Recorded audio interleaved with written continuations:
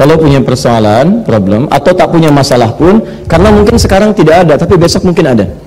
Ya, amal soleh itu nggak ada ruginya. Ya, ingat-ingat, amalan itu bisa diantara fungsinya bisa mencegah satu persoalan yang mungkin kita hadapi di masa yang akan datang. Seperti sholat duha misalnya. Di antara fungsi sholat duha dibagi 3. Awal waktu, pertengahan waktu, akhir waktu. Nanti kita akan masuk ke situ setelah selesai bahasan kita. Ya, awal waktu itu disebut dengan syuruk, 2 rakaat. Itu pemberiannya indah, ya, senilai dengan haji dan umrah pahalanya. Yang kedua nanti pertengahan duha. Pertengahan duha itu bisa ada 2. Ya, yang pertama bisa memberikan gambaran kepada kita pengganti zikir dari semua otot-otot tubuh kita. Juga kemudian bisa dikabulkan oleh Allah dengan itu adalah anugerah dibebaskan dari kesulitan yang mungkin dialami di hari itu secara umum. Jadi kalau orang lain umumnya macet, kita enggak. Orang lain umumnya kena pailit, kita enggak. Orang lain nggak laku dagangan, kita enggak. Jadi krisis, kita tuh laku aja. Ya, yang ketiga, yang terakhir itu yang mempercepat mendatangkan rezeki. Tapi ada caranya. Tidak semua orang mengerjakan bisa mendapatinya. Ada caranya. Bagaimana caranya Ustadz? Nanti kalau sudah masuk bahasannya. Ya. Nah, sekarang kalau ada persoalan atau tidak pun kerjakan amal soleh. Setelah amal ini dikerjakan, doa minta diterima. Doa minta diterima dulu. Baru kemudian minta apa yang dimohonkan sesuai dengan problem yang dihadapi ini. Ini garisnya. Nah, sekarang persoalannya, setelah kita minta, ya Allah mohon terima amalan saya, apa ciri amalan itu diterima? Mesti tuntas. Ya, apa ciri amalan itu diterima? Sehingga dengan itu, apa manfaatnya Ustadz membahas ini? Amalan orang diterima itu, jangankan minta, sebelum minta pun Allah sudah berikan. Jadi ada orang-orang diterima amalannya oleh Allah, bahkan sebelum minta sudah diberikan oleh Allah Subhanahu Wa Taala. Saya ambil contoh yang perempuan, Bu. Ibu kenal Maryam?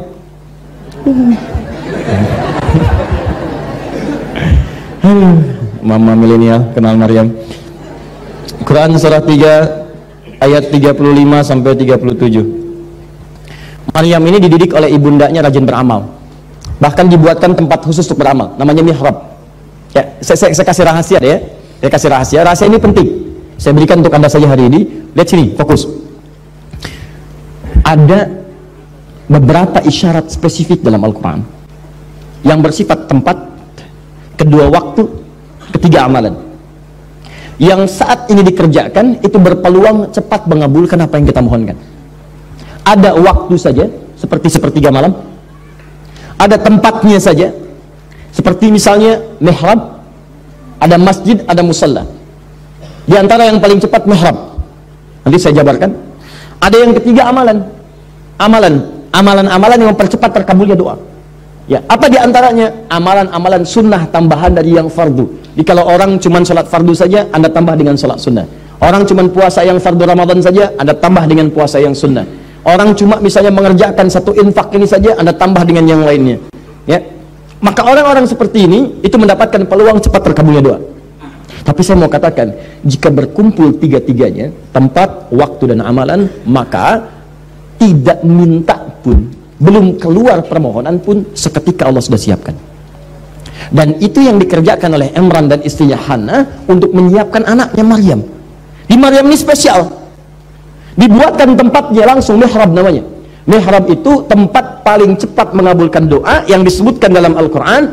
Dan mihrab itu tidak harus luas, satu tempat walaupun sehamparan sajadah yang dikhususkan untuk ibadah saja. Jangan mengerjakan selain ibadah. Maaf ya, maaf sekali, Anda boleh desain, maaf ya, boleh desain misalnya satu ruangan, boleh. Atau kalau nggak ada ruangan, sehamparan sajadah. Ya, saya pertama datang ke Indonesia, saya ngontrak, kemudian saya berumah tangga ngontrak, saya di Ciputat tinggal pada saat itu. Coba petakan aja, dan bukan aib, indah tinggal di situ. Maka kami hadirkan satu hamparan sajadah untuk mihrab. Mohon. Di situ ibadah saja, nggak ada yang lain. Ya, itu tempat cepat mengabulkan doa. Makanya tempat imam kenapa disebut mihrab? Karena imam itu kan pemimpinnya. Ya, sholat itu kan doa. Habis sholat juga berdoa. Maka kalau doa imam itu dikabulkan, makmumnya ikut semua. Itulah sebabnya kenapa tempat imam disebut dengan mihrab. Cepat mengabulkan doanya. Maka desain itu, saya tak peduli antum tinggal di mana, siapkan satu tempat. Cuma tempat itu hanya boleh digunakan untuk ibadah saja. Selain ibadah keluar. Ya, baca Quran di situ boleh, sholat sunnah di situ boleh, ya, zikir di situ boleh. Tapi kalau Anda ingin mengerjakan selain ibadah, keluar. Misal sedang zikir, handphone bunyi. Kalau bisa sih nggak usah bawa handphone sebetulnya. Ya, kalau handphone bunyi, keluar dari situ. Terima. Assalamualaikum. Ya, jelas ya? Baik. Kalau Anda ingin bicara, keluar dulu. Ingin makan, keluar dulu. Itu untuk ibadah saja. Ustadz, bagaimana kalau saya sedang sibuk, boleh nggak? Saya misalnya foto dulu, selfie, ceklik. Maaf, sedang di mihrab, jangan ganggu ya. Itu tinggalkan dulu. Paham ya? Di tempatnya mihrab. Kemudian kalau sudah ada tempat, tinggal susun waktunya. Waktunya kapan? Cari waktu-waktu mustajab. Ya, sepertiga malam, antara asar dengan maghrib, khususnya di hari Jumat, Bu.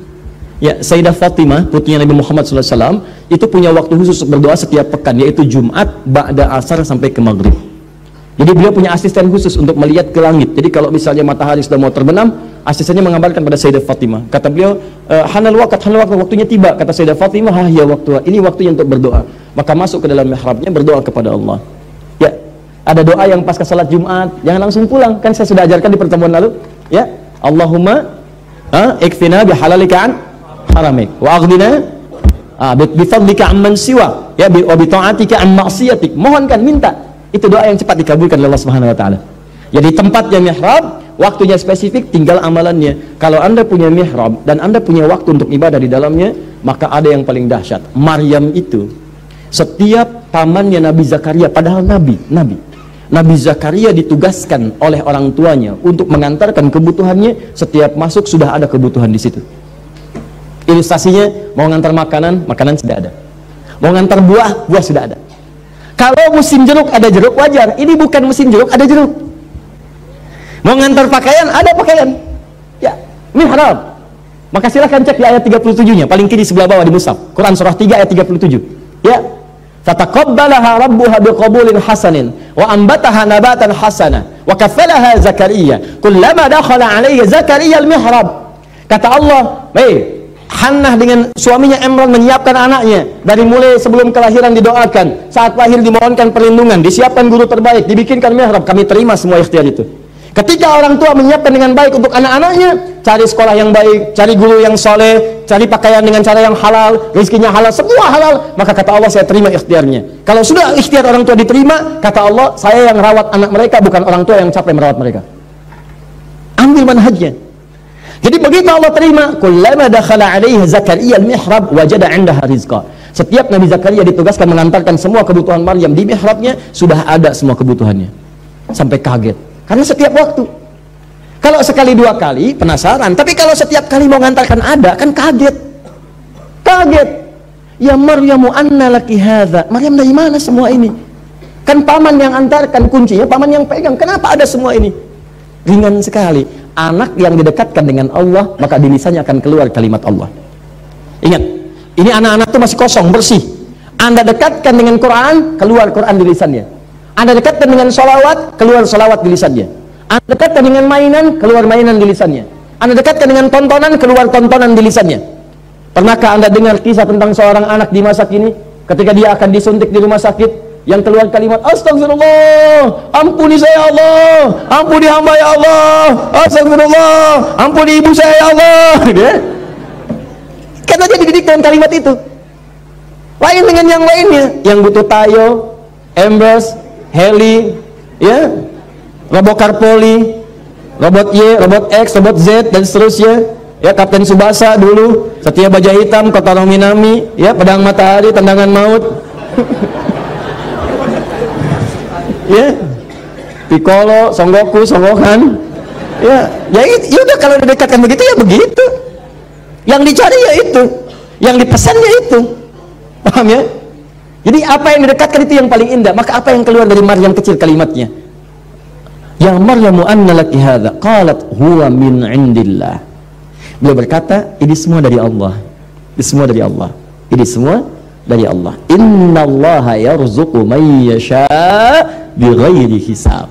Maka Allah akan memberikan rezeki kepada siapa yang dia kehendaki tanpa batasan, tanpa batas. Disitulah Nabi Zakaria merenungkan, rezeki itu kan umum. Pakaian rezeki, makanan rezeki, uang rezeki, keturunan rezeki. Dan Nabi Zakaria belum mendapatkan keturunan, sementara medis mengatakan gak mungkin punya keturunan karena istrinya divonis maaf, menopause dan mandul.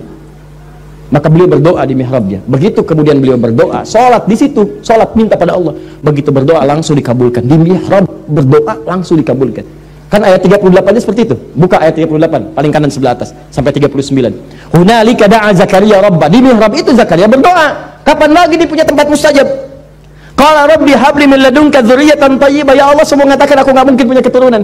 Istriku divonis begini begitu, klinis mengatakan enggak mungkin punya anak. Ya Allah, aku mohon kepadamu saja yang tidak punya batas dalam pemberian. Engkau pasti memberikan apa yang aku mohonkan. Kalau pada yang maha mendengar tidak mengabulkan, lantas kepada siapa lagi aku mesti memohon? Langsung turun malaikat di ayat 39 yang mengabarkan, fanadatul malaikatu wa huwa qa'imun yusalli fil mihrab annallaha yubashshiruka bi Yahya. Garis bawahi kalimat mihrabnya. Ketika sedang salat di mihrab itu belum selesai salatnya, turun malaikat. Kamu dapat kabar gembira akan punya anak, langsung bahkan namanya dari Allah Yahya. Hidup. Yang mustahil lahir dari rahim seorang perempuan yang menufus dan mandul bayi yang hidup, kata Allah nggak ada yang mustahil lahir dan hidup dia. Maka saya mau katakan yang pertama, kalau Anda ingin cepat diberikan oleh Allah solusi, maka kumpulkan 3 syarat utama, yaitu tempat, waktu, dan amal. Nih, kalau sudah Anda kumpulkan ketiganya ini, tempatnya yang disebut dengan mihrab, kalau bisa dapatkan ini. Kalau berkumpul ini, amalnya tepat dikerjakan, maka jangankan Anda meminta, sebelum minta Allah sudah siapkan. Dan bahkan ada orang-orang yang hidupnya bukan tanpa masalah, diringankan masalahnya sebelum dia hadapi. Ya, bukan gak punya masalah, semua orang hidup pasti punya masalah. Tapi ada orang yang sebelum menghadapi masalah diringankan sehingga seakan-akan gak punya masalah. Apa Anda kira Ustadz gak punya masalah? Tidak, banyak. Ini masalah antum ada semua di sini nih. Masalah antum masuk ke handphone saya, sampai banyak handphone saya yang sakaratul maut. Karena itu jadinya nggak dipublish lagi gitu. Ya, masuk. Tapi apakah kemudian jadi problem? Itu tidak. Nikmat aja, senang. Malah kemudian jadi kebiasaan, kalau nggak ada masalah saya nggak enak gitu kan. Datang. Teman-teman, betapa indah ketika masuk. Ustadz, saya seorang pembunuh. Apakah kaget? Tidak.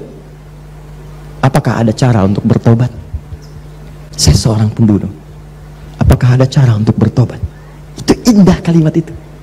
Saya katakan Allah lebih senang pelaku maksiat yang tobat dibandingkan dengan orang soleh yang tidak pernah merasa salah. Ya, kita sampaikan, Anda ketika akan bertobat, berbahagialah karena Anda sedang dicintai oleh Allah Subhanahu wa taala. Kita sampaikan Quran surah kedua di akhir ayat 222. Innallaha yuhibbut tawwabin. Allah cinta pada orang-orang tobat. Selamat, Anda sedang dicintai oleh Allah. Saya pun belum tentu mendapatkan status itu. Maka kita bimbing pelan-pelan. Tiba-tiba setelah dibimbing, datang.